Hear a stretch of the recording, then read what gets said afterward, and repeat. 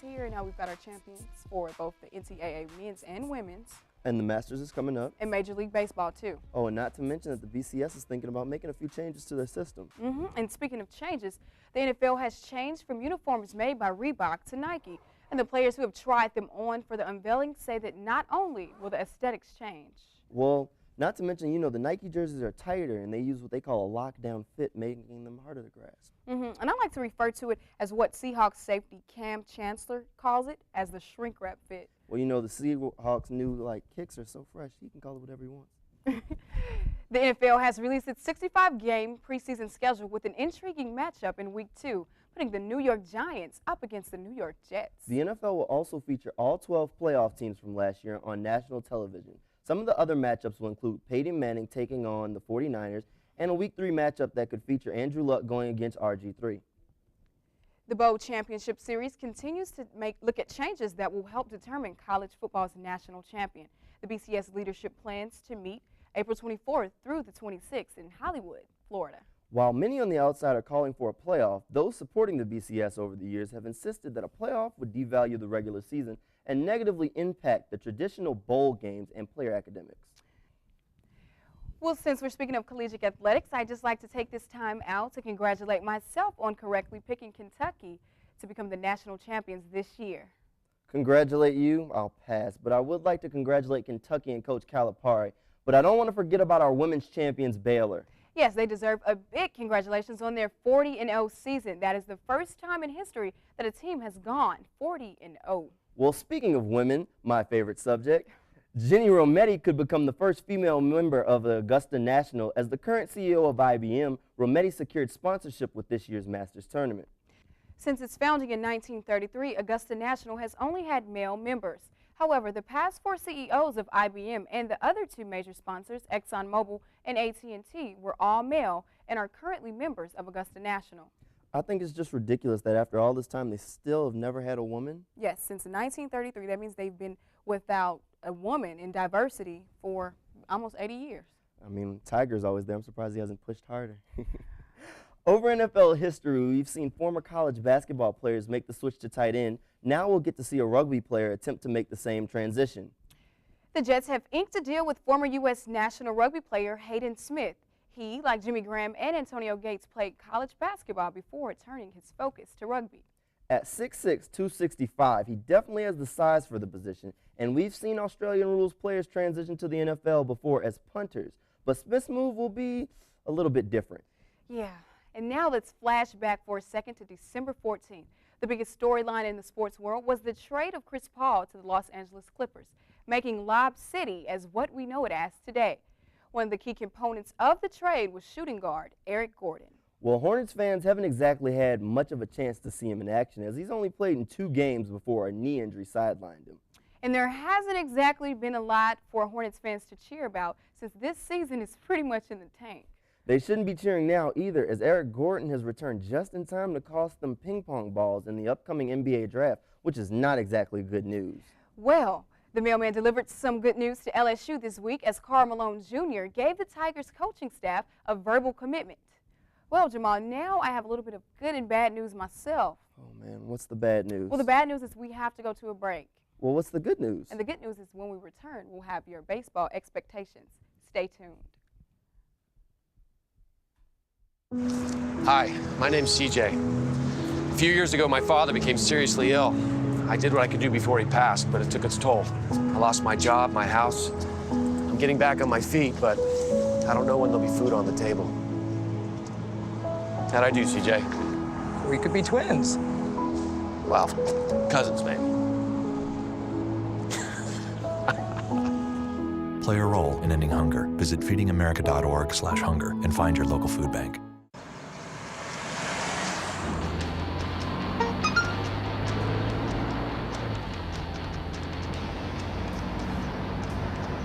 The average text takes your eyes off the road for nearly 5 seconds.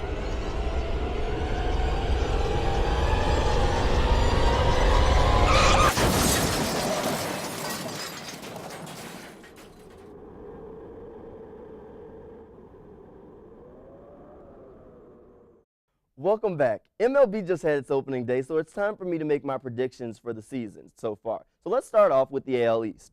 Pitching injuries are the story in the AL East as the season gets underway. The worst comes out of Boston, where would-be new closer Andrew Bailey is expected to miss 3 or 4 months. The Red Sox, Yankees, and Rays all appear to have what it takes to make the playoffs in 2012, but with questions in New York and Boston, the Rays have the most stable organization and will win the division. Okay, on to the AL Central. Last season's division champ finished with a 15-game lead, and they look poised to do so again. I'm talking about the Detroit Tigers. With the addition of Prince Fielder to an already potent offense, the Tigers will breeze through the Central. Enough said. Now time for the AL West. This will be a competitive division, but it's between only 2 teams. The 2 teams competing for the division will be the Angels and the Rangers.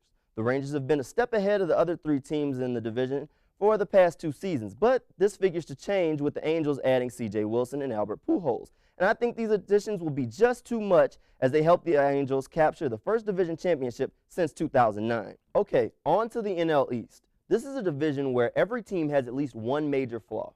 The Phillies remain the team to beat in the NL East even after Chase Utley's injury. The Braves are the front-runners in Philadelphia if Philadelphia falters. However, with the Miami Marlins and Washington Nationals both looking like they'll be better than they were a season ago, this division figures to be even stronger in 2012. The only team I believe that's out of the race are the New York Mets. But in the end, the experience and depth on the Philadelphia Phillies will be too much for the others as they're crowned the NL East champion. Okay, now for the NL Central. This is a division of losses. I want to select the Cincinnati Reds to win, but due to Ryan Matson's elbow injury, I can't do that.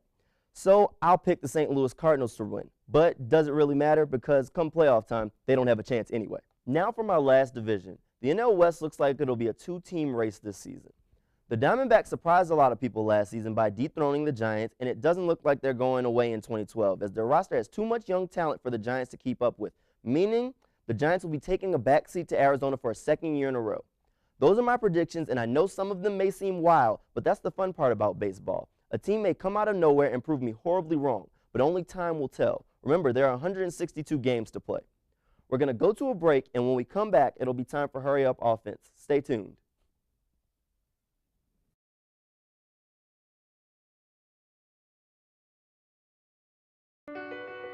My life is full of statistics. Thing is, I could have dropped out of school and become one myself, but I didn't because I had people that believed in me. Here's another statistic. 7,000 students drop out every school day. That's 1 every 26 seconds. It's time that students know that we believe in them. Inspire a student and share your message of support at boostup.org. Welcome to my block party. Glad you can make it. The only triple doubles you get come with fries. Last time you blocked someone, you were online. I can do this all day. Your moves are just gay. Using gay to mean dumb or stupid, not cool. Not cool. Not in my house, not anywhere. It's not creative, it's offensive to gay people. And you're better than that.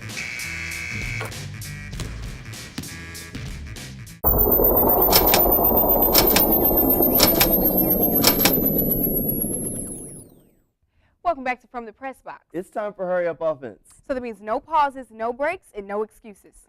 Okay, first question. Can the women's champion Baylor Bears beat a WNBA team?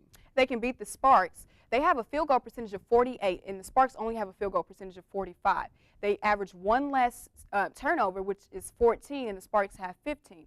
And they also average 4 more blocks, and that is in large part due to Brittany Griner. Brittany Griner is their leading scorer with 23 points, and Candace Parker is the Sparks' leading scorer, and she only averages 19 points. So definitely, they could beat the Sparks. Okay, I don't think they could. The lowest WNBA team had a 3-31 record last season, and I want to remind you that they are professionals. They're playing against the best women in the world. Brittany Griner isn't exactly used to playing against girls her size. So when she actually meets someone that's going to be her size, it's going to change her game a little bit. I'm not saying that she's going to be stopped because she's an extremely talented player, but it will slow down her post game. And there are plenty of women in the WNBA who have that size and advantage that can slow her down on the inside. You pose a good point. The Nike uniforms didn't make too many extreme aesthetic changes, but what team has the best new uniform? Okay, You can't judge a book by its cover, so I have to go with the Carolina Panthers. Now, on the outside, the jersey looks mainly the same, but on the inside, that's where it counts. On the inside of the collar, there's a signature that says "Keep Pounding," and that's in tribute to former coach Sam Mills. When Charlotte first got the team, he was the star player there, and he eventually became a coach. When he was diagnosed with cancer in 2003, he gave a rousing speech during their 2003 playoff matchup against the Cowboys, and he said, "I'm a fighter, and you're fighters, and I kept pounding, so should you." And now they tributed that to him on the inside of the jersey. Well, that's pretty neat. But, you know, I'm a lady. I know fashion and maroon and pewter go very well together, so I've got to go with the Tampa Bay Bucks. And aside from the aesthetic changes with the black collar that they changed on the jersey, it has functionality. It's lightweight, it contours, and that helps with the range of motion for the players. And with the last season record being 4-12, I think they need some type of change. And in the words of Prime Time, if you look good, you play good. Okay, it's often mentioned the amount of shots Russell Westbrook takes, but Kevin Durant argues that the team's at its best when he does this. Is he crazy? I don't think he's crazy. In a matchup against the Lakers earlier this season, they reached the century mark and they actually won by 9 points, but Westbrook was the leading scorer. He was at the field 13 of 27 times, and Kevin Durant only 10 times out of 22. So I don't think the statement was crazy, but I'm not really seeing a major consistency between individual player performance and that statement. Okay, Kevin Durant is one of the best players in the NBA. The guy's he's hitting over 50% of his shots from the field. And I mean, he's averaging over 28 points a game, and he's in MVP talks. How can you take the ball out of this guy's hands? The last time a point guard led their team to an NBA championship was Isaiah Thomas over 20 years ago. The NBA game has changed. Russell Westbrook needs to defer, and why not defer to one of the best players in the NBA? You can't take the ball out of Kevin Durant's hands in the fourth quarter when the game is on the line. That's simply ridiculous. He needs to stop shooting so much. Possibly, but now Davis is long, athletic, has decent handles, takes pride in his defense, doesn't have a massive ego, and I think you get the idea. But where does a guy with this skill set fit in the NBA? Okay, that's simple. He fits anywhere he wants to fit. This guy is talented, and he understands his limitations. He understands that he's not the bulkiest of guys, so he's not going to go down low and bang with the big boys. And his coach even said that they understand that he needs to put on some weight. So what he's going to do, you got to look at guys like Dirk Nowitzki, who's a 4 who can play the 2 almost, and you have to look at a guy like Kevin Garnett, who's going to be almost in the model of Davis, and he restructured the entire 4 position, allowing guys to come in and play this stretch 4 position. Davis is going to use his handles. He's going to dunk the ball with the alley-oops. He's extremely adept at catching, and he's just a talented player who can lead a team to an NBA championship. He is versatile, and you know, I don't think Kentucky can beat the Bobcats, but I do think Anthony Davis will be a wonderful addition to them, considering that none of their centers can average 10 points or 6 rebounds per game, and Anthony Davis can do that with ease. So you're right, once he gains that size, maybe 20 to 30 more pounds, he could actually do well there. Yeah, Charlotte has more problems than just center. But we're out of time for today's show. Wait, it's never too late for our sports moment in history. In 1965, the National Football League changed the color of their penalty flag from white to bright gold, that is. Well, don't forget, you can follow us on Twitter at FTP_tweets. And you can check out our episodes and podcasts on YouTube /From The PressBox. So did you hear about Greg Williams? Did you hear the audio from the game? No, what's